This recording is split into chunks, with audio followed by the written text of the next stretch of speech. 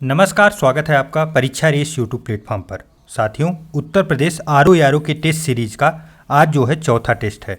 अब तक हम लोगों ने 3 कंप्लीट कर लिया है। चैनल के प्लेलिस्ट पे जाके आप उसे पूरा देख सकते हैं। यह यूपी पीसीएस और बीईओ 2023 की आने वाली वैकेंसी के लिए भी महत्वपूर्ण है। आज इसमें जो है इतिहास के प्रश्न लिए गए हैं और इसका पीडीएफ जो है आप लोग वीडियो के डिस्क्रिप्शन में दिया हुआ टेलीग्राम का चैनल लिंक है, वहाँ से टेलीग्राम ज्वाइन करके आप इसका पीडीएफ भी ले सकते हैं। चलिए शुरू करते हैं आज का सेशन। आज का पहला प्रश्न शुरू करते हैं। पहला प्रश्न है, सूची 1 को सूची 2 से सुमेलित कीजिए। पहले सूची में पुस्तक लिया गया है और दूसरे में लेखक। उसके लेखक कौन है? तो चलिए मैच कराइए। तृतीय रत्न, ये किसकी पुस्तक है? तृतीय रत्न जो है ये ज्योतिबा फूले की पुस्तक है।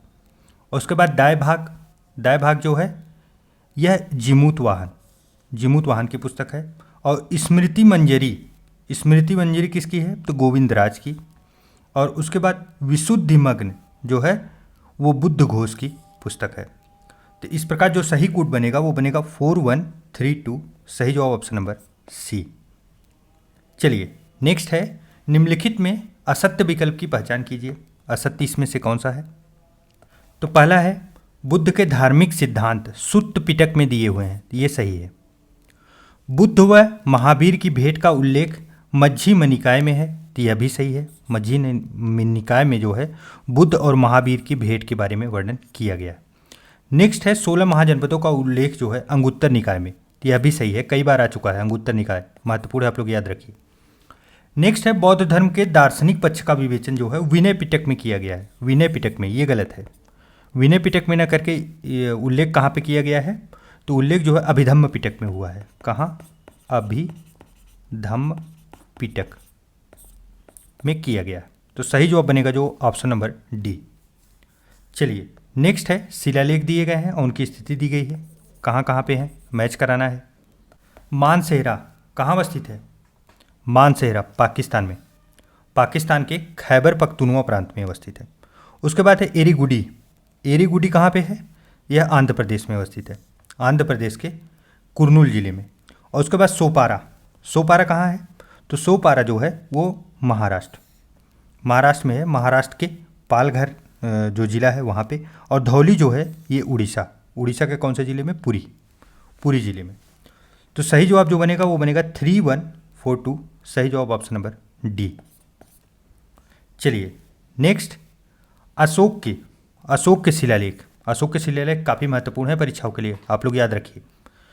पहला क्या है? पशु हत्या का निषेध जो है यह किस में समाहित किया गया है? तो यह जो है प्रथम शिलालेख इनका जो है ये पशु हत्या पे है। और दूसरा है मानव व पशु के चिकित्सा संबंध, तो यह जो है दूसरे में इसका जिक्र किया गया है। और तीसरा जो है धर्म महामात्र की नियुक्ति, यह कहाँ हुई है? तो यह 5वें शिलालेख में हुई है।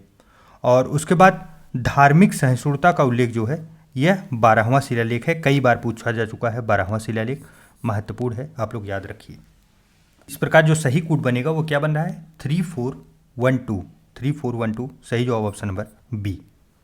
चलिए नेक्स्ट है, निम्नलिखित में असत्य विकल्प की पहचान कीजिए। शुंग वंश का अंतिम शासक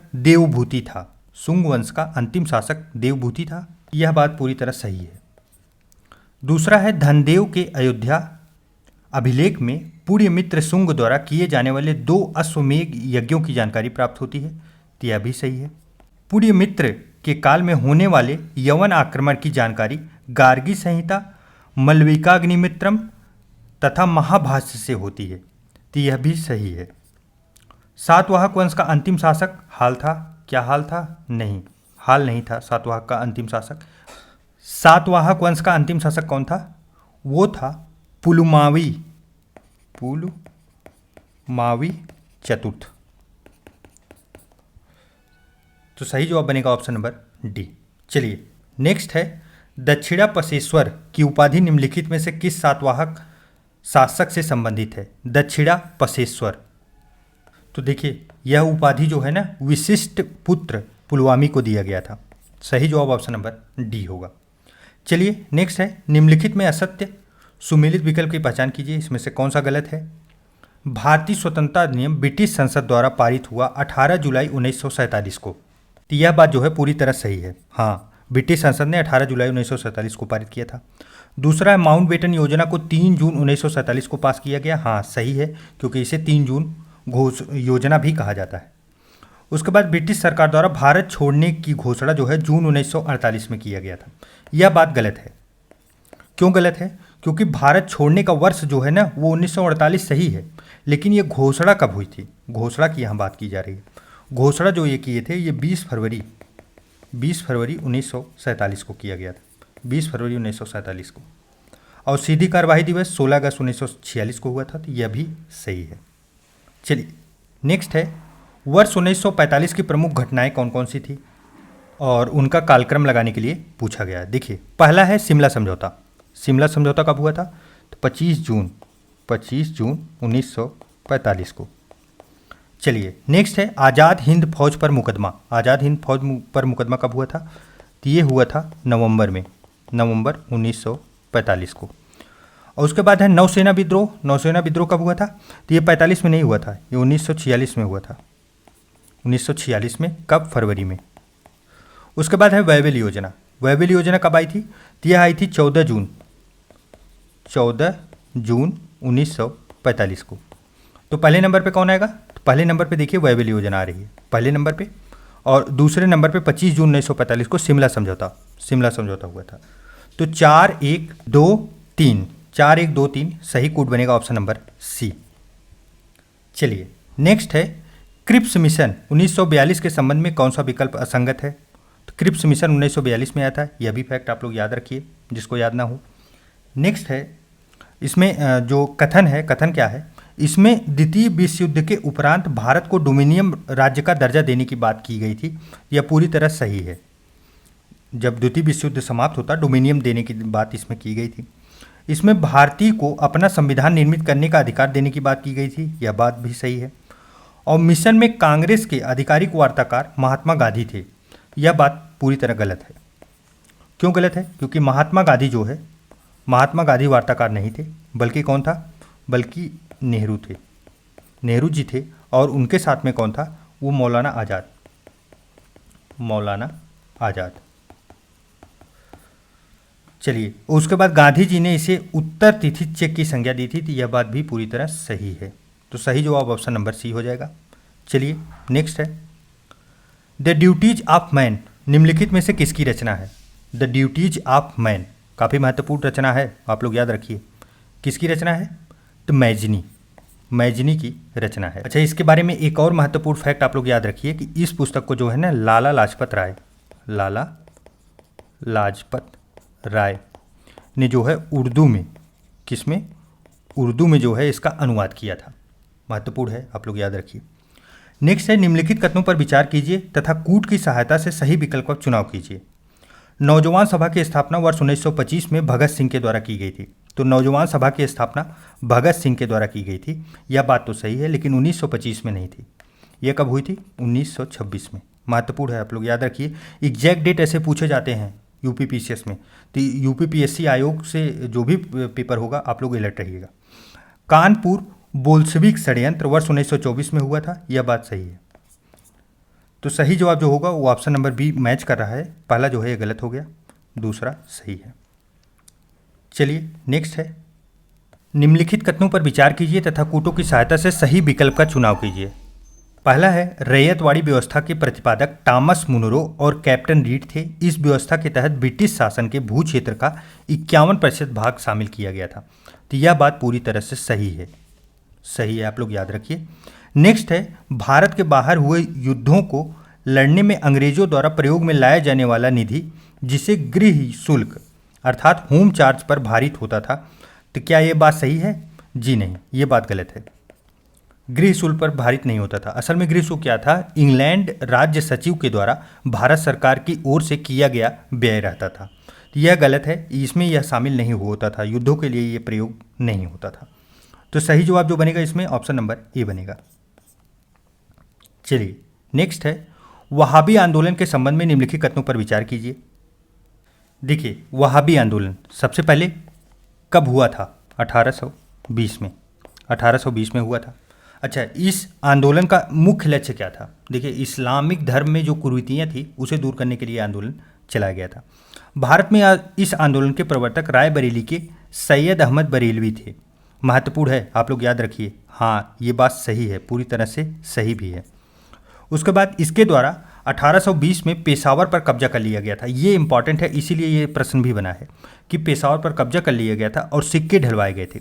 आपको पता है पहले जब कोई कहीं पे राज्य चलाता था तो सिक्का ढलवाता था, और सिक्का क्या है कि कहा नहीं जाता, उनके सिक्के चलते हैं, तो इसीलिए ये कार्य किया गया था। तो यह भी सही है, तो सही जो होगा दो के दोनों जो है सही है, पहले और दूसरे।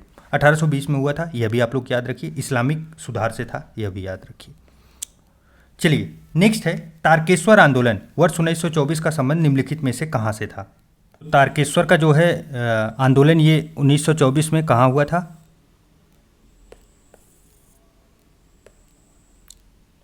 तो तारकेश्वर का जो 1924 में आंदोलन हुआ था ये कहाँ हुआ था? तो यह जो है बंगाल में हुआ था। अच्छा, ये किससे रिलेटेड था? तो जो मंदिर में भ्रष्टाचार थे उससे रिलेटेड ये आंदोलन था।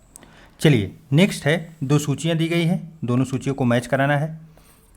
चंगेज खान का संबंध जो है किससे था? इल्तुतमिश। चंगेज खान जो है इल्तुतमिश। उसके बाद निकोलो कोंटी जो है यह देवराय। और उसके बाद इब्न बतूता का संबंध किससे था? तो तुगलक से था। और अब्दुल रज्जाक देवराय द्वितीय से संबंधित था। तो इस प्रकार जो हम लोगों का सही कूट बनेगा वो क्या बन रहा है? 3124। 3124 सही जवाब ऑप्शन नंबर सी।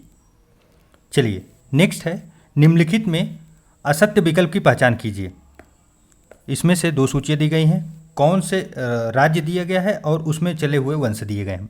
तो कौन सा असत्य है? गोलकुंडा। क्या है? गोलकुंडा में कुतुब शाही वंश। जी हाँ, बिल्कुल सही है, कुतुब शाही वंश चला है। उसके बाद फिर बीजापुर में निजाम शाही वंश चला है। जी नहीं, बिल्कुल गलत है ये। निजाम शाही वंश न चल के यहाँ क्या चला था? आदिल शाही वंश। और उसके बाद बरार में जो है इमाद शाही वंश, यह सही है। और बीदर में बरीस शाही वंश। तो सही जवाब जो बनेगा ऑप्शन नंबर बी बनेगा। चलिए नेक्स्ट है, मोकासा का संबंध निम्नलिखित में से किस वंश से था? मोकासा, देखिए मोकासा जो है ना वो मराठा साम्राज्य जो चल रहा था प्रशासन, उसमें चौथ का 66% हिस्सा होता था। चलिए नेक्स्ट है, निम्नलिखित स्मारक नहीं है, गलत यहाँ प्रिंट हो गया है। निम्नलिखित को कालक्रम में व्यवस्थित कीजिए और नीचे दिए हुए कूट से सही उत्तर का चुनाव कीजिए। युद्ध दिए गए हैं और उनका कालक्रम बताना है, कौन सा युद्ध कब हुआ था। घाघरा का युद्ध जो है यह कब हुआ था? घाघरा का युद्ध यह कब हुआ था? तो 1529 में हुआ था। किसके बीच? बाबर वर्सेस लोदी।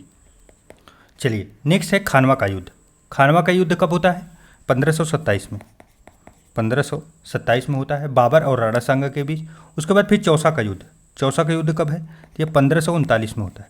1539 में कौन कौन रहता है इसमें? शेरशाह रहता है और हुमायूं। उसके बाद जो है सामूगढ़ का युद्ध यह कब हुआ था? तो ये 1658 में हुआ था। औरंगजेब इसमें लड़ा था, औरंगजेब और मुराद की संयुक्त सेना और दारा सिकों के मध्य हुआ था। तो चलिए कालक्रम के हिसाब से मैच कराइए। पहले नंबर पे कौन आएगा? पहले नंबर पे दूसरा आएगा, खानवा का युद्ध, या पहले पे। घाघरा का युद्ध जो है ये दूसरे पे आ जाएगा। और उसके बाद फिर चौसा का युद्ध जो है यह तीसरे पे आएगा और सामूगढ़ का चौथे पे। तो सही कूट जो बनेगा वो क्या बन रहा है? 2134। चलिए नेक्स्ट है, निम्नलिखित में असत्य सुमेलित विकल्प की पहचान कीजिए। असत्य कौन सा है? गलत पकड़ना है। पहला है प्रथम फैक्ट्री अधिनियम लॉर्ड रिपन, ये सही है, पूरी तरह सही है। कब आया था? 1881 में। उसके बाद ब्लू वाटर नीति नीनो डी कुन्हा, यह गलत है, पूरी तरह गलत है, क्योंकि नीनो डी कुन्हा नहीं, कौन लाया था? अल्मीडा। और उसके बाद गोवा पर अधिकार अल्बुकर्क ने किया था, यह भी सही है। और उसके बाद तस्मान हालैंड, यह भी सही है। तो सही जवाब जो बनेगा हम लोगों का वो क्या बनेगा? B, option number B. यह मैच नहीं कर रहा है। ब्लू वाटर की नीति अल्मीडा के द्वारा लाई गई थी। यह क्या था? पुर्तगाली था। निम्नलिखित में से असत्य सुमेलित विकल्प की पहचान कीजिए। इसमें से कौन सा सुमेलित नहीं है? तो पहला क्या है? तृतीय आंग्ल मराठा युद्ध लॉर्ड हेस्टिंग के कार्यकाल में हुआ था। हाँ, ये बात सही है। चतुर्थ आंग्ल मैसूर युद्ध लॉर्ड कॉर्नवालिस के कार्यकाल में हुआ था? नहीं, कॉर्नवालिस के कार्यकाल में न होके विले-जली के कार्यकाल में हुआ था। विले-जली। उसके बाद आंग्ल नेपाल युद्ध लॉर्ड हेस्टिंग, ये सही है।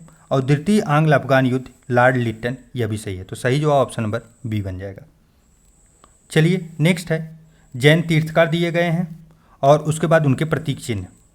तो तीर्थकार और प्रतीक चिन्ह मैच कराइए आप लोग। काफ़ी महत्वपूर्ण प्रश्न है, ऐसे प्रश्न बहुत ज़्यादा बन रहे हैं आयोग में। तो चलिए, संभवनाथ का संबंध किससे था? अश्व। संभवनाथ अश्व से। महावीर स्वामी सिंह, कई बार हम लोग देखे भी हैं, पढ़े भी हैं। पद्म प्रभु का संबंध जो था ये कमल से था। और उसके बाद पारस्वनाथ जो थे वो सर्प, उनका जो है प्रतीक चिन्ह रहता था। जो मैच कर रहा है वो क्या है? 3142, सही जवाब ऑप्शन नंबर सी। चलिए नेक्स्ट है, निम्नलिखित कथनों पर विचार कीजिए तथा कूट की सहायता से सही विकल्प का चयन कीजिए। यापनीय बौद्ध धर्म से संबंधित संप्रदाय था। क्या यह सही है? जी नहीं, ये गलत है।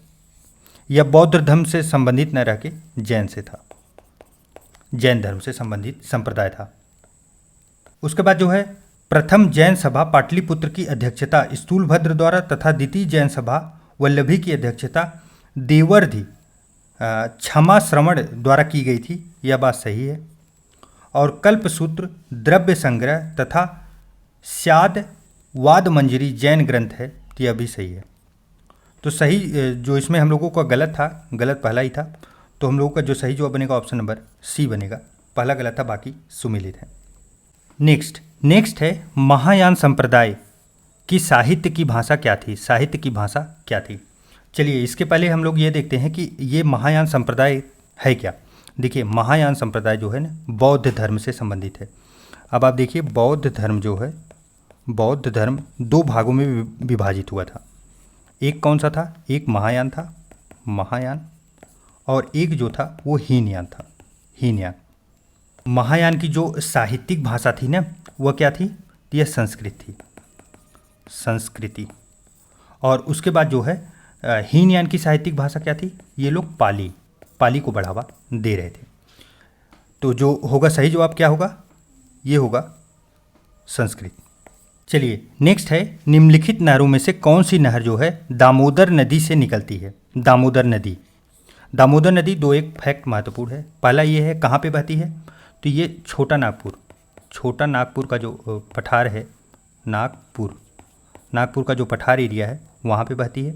और उसके बाद दूसरा फैक्ट ये है कि इसे भारत की ना सबसे प्रदूषित नदी कहा जाता है।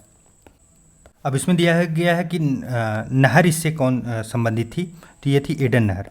एडन नहर जो है वह दामोदर नदी से निकलती है। चलिए नेक्स्ट है, राष्ट्रीय बागवानी बोर्ड की स्थापना कब की गई? राष्ट्रीय बागवानी बोर्ड, तो इसकी स्थापना जो है ना 1984 में की गई थी। कब? 1984 में।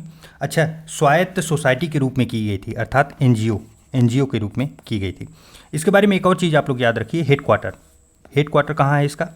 तो गुरुग्राम कहाँ पे अवस्थित है? गुरुग्राम, हरियाणा। नेक्स्ट है, जैव विविधता के संरक्षण के लिए स्वस्थानीय संरक्षण विधि के अंतर्गत निम्नलिखित में से कौन सा केंद्र आता है? स्वस्थानीय। देखिए, जैव विविधता के लिए ना स्वस्थानीय और बाह्य स्थानीय, इन सीटू एक्स सीटू होता है। पूरा डिटेल देखिए यह है जैव विविधता जो है इन सीटू एक्स सीटू, स्वस्थानीय बाह्य स्थानीय। स्वस्थानीय अर्थात यह हुआ कि उसी स्थान पे, जिस स्थान पे वो जीव पाए जाते हैं या उनका जो एटमॉस्फेयर है वहाँ पे उनको संरक्षित करना इन सीटू कहा जाता है। एक्स सीटू उन्हें बाहर कहीं ले जाके संरक्षित करना, इसे जो है एक्स सीटू या बाह्य स्थानीय कहा जाता है।